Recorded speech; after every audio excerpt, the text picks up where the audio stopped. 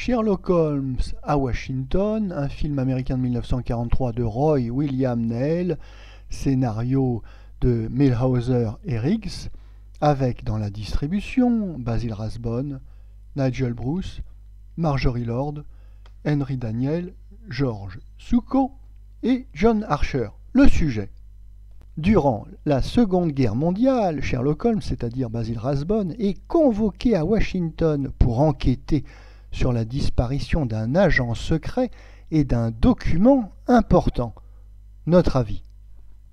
Sherlock Holmes à Washington est le 5e des 12 épisodes des aventures de Sherlock Holmes réalisés par la Universal durant les années 40, et cet épisode, disons-le, n'a qu'un très lointain rapport avec une nouvelle d'Arthur Conan Doyle, L'aventure du traité naval, publiée en 1893. Oui, beaucoup d'anachronismes, beaucoup de détails un petit peu choquants pour le spectateur. Notamment, nous quittons le Londres victorien pour être dans l'Amérique contemporaine de 1943. Et d'ailleurs, notons que c'est le premier épisode de la série à oser à sauter le pas dans une pure fiction coupée de toute réalité littéraire due au talent de Arthur Conan Doyle.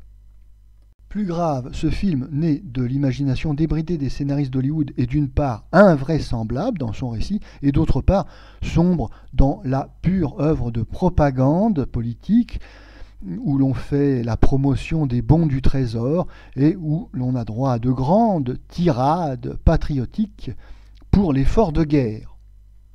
Certes, ces défauts retirent beaucoup d'intérêt à ce petit film de série B, mais tout n'est pas perdu grâce au professionnalisme de Roy William Neill, le réalisateur, très professionnel.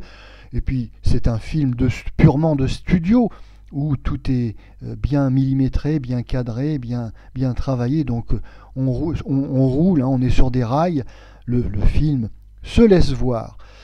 Autre intérêt du film, un intérêt purement touristique, puisque cet épisode est l'occasion pour le spectateur d'avoir une visite guidée des monuments célèbres de Washington et de la Maison Blanche.